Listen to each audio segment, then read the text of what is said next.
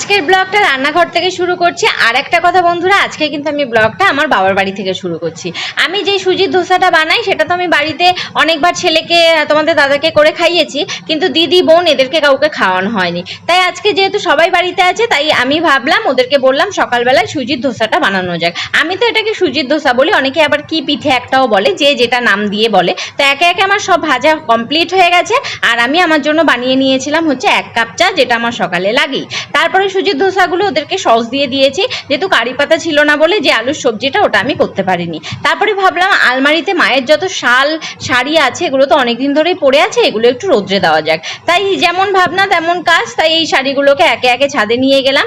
এবার রোদ্রে দিয়ে এসে বসলাম। বোন যেহেতু কদিন আগে সাউথ কোরিয়ায় গেছিল, ওইখান থেকে একটা সস নিয়ে আসলো। আমি ভাবলাম কাসুন্দি, তো যেই আমি অনেকটা মুখে দিলাম, তো সত্যি কথা ভিতরে গিয়ে বোম বাস্ট হলো, এত ঝাল। চিকুকে দেওয়ার পরে ও তো আমার রিয়াকশন